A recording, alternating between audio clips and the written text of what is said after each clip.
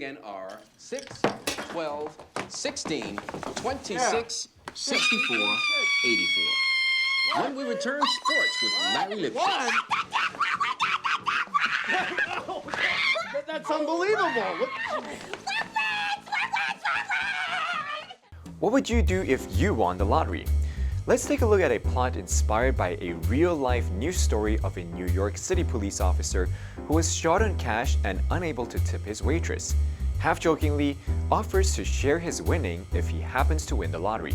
It Could Happen to You is a 1994 American romantic comedy drama film starring Nicolas Cage and Bridget Fonda.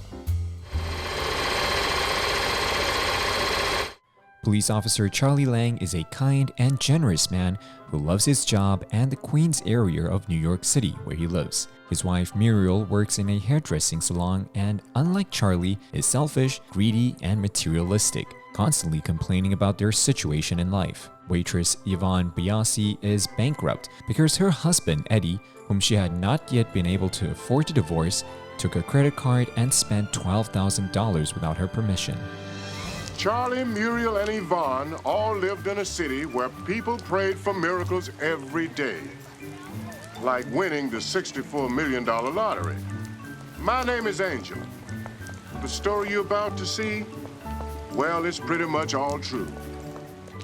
Muriel tells Charlie to buy a lottery ticket because she had a dream about winning.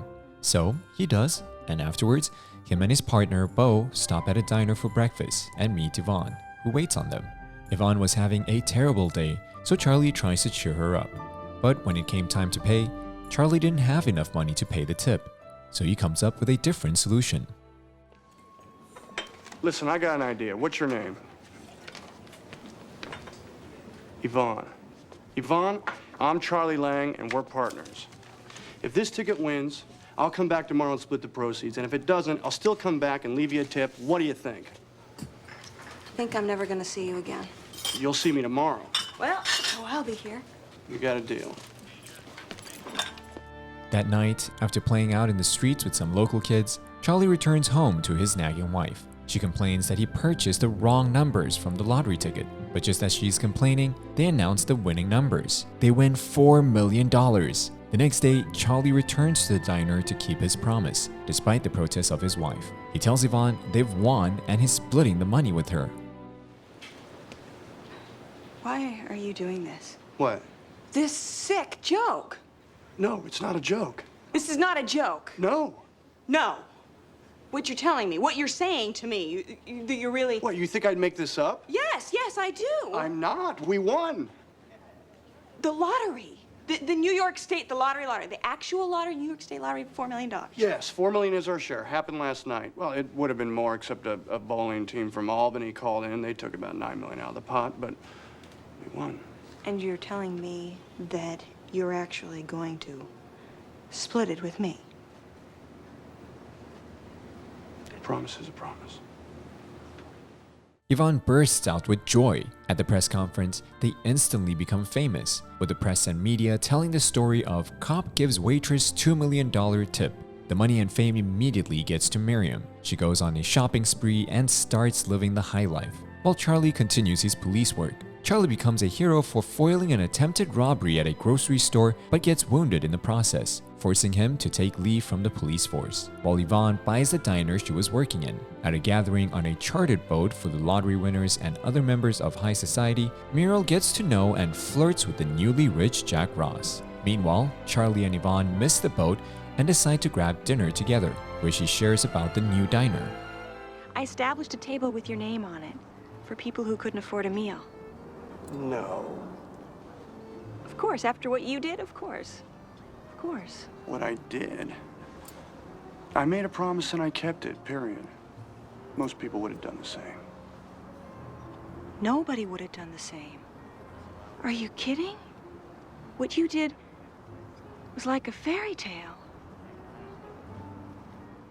They end the night with dancing and decide that they would like to see each other again and hang out some more. They begin spending a lot of time together and grow close, while rollerblading in Central Park, gifting passengers of the subway free rides, and taking the local kids to play at the National Baseball Stadium. Charlie returns home to an angry Miriam, who's fed up with Charlie's constant donation and overall simplicity, and throws him out of their apartment, asking for a divorce.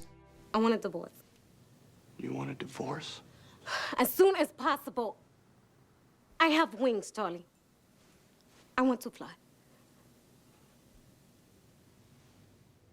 At the same time, Yvonne leaves her apartment after her husband shows up and asks for money from her. By chance, Charlie and Yvonne run into each other at the Plaza Hotel and unintentionally end up spending the night together.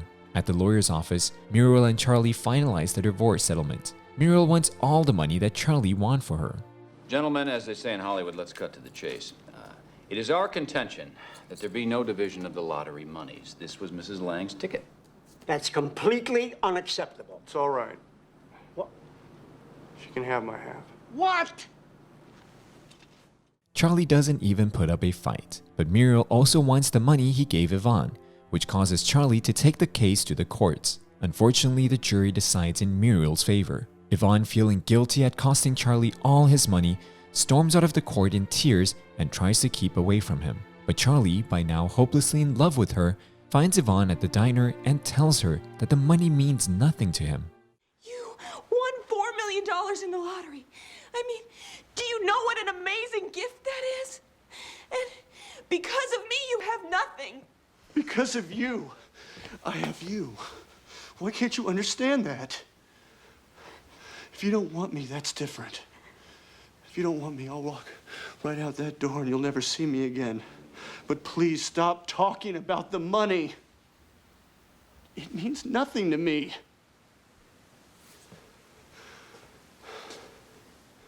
They declare their love for each other. While ruminating about their future at the diner, they are gracious enough to provide a hungry and poor customer some soup, which he eats at the special table. The poor customer is actually a disguised photographer, Angel Dupree, who took photos of the couple and in the next day's newspaper publicly praises them. Even in their darkest hour, the stalwart Officer Lang and the good-hearted Miss Biasi shared a bowl of soup with me. When I left, this good Samaritan gave me money from his own pocket, wishing it could be more. Just as Charlie and Yvonne are giving up and moving out of town, they begin receiving bags of mail from New Yorkers who read their story, sending encouraging letters containing tips for the cop and the waitress, totaling about $600,000. Charlie and Yvonne get married and begin their honeymoon by taking off from Central Park in a hot air balloon that bears the New York Post headline, "Cop Weds Waitress." In the end, Muriel's new husband, Jack Ross, flees the country with all her money, revealing himself to be a con man. Charlie happily returns to the police force, and Yvonne reclaims her diner. A beautiful story with a beautiful end. But upon further research, the only thing the film got right about the real story is the core premise: a New York cop sharing a lottery win with a waitress. The rest was just Hollywood magic. 接下来我们来揭晓今天的学习内容。You got a deal means to agree with. If someone tells you you've got a deal, it means that they agree with the exchange that you proposed. They will do what you are asking them to do, and you agree to do what you said you would do. A different way to say this would be, you've got yourself a deal. A promise is a promise. It's a phrase used to emphasize that a promise should be kept. For example, I know you feel differently now, but you said you would help me. A promise is a promise.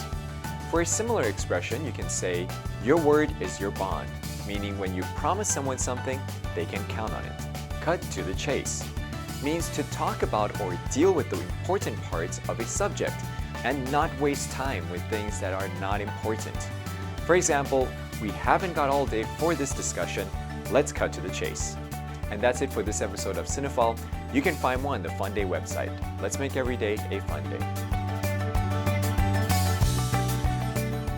I saw you bought the place. You saw? I passed by the other day. And you didn't come in?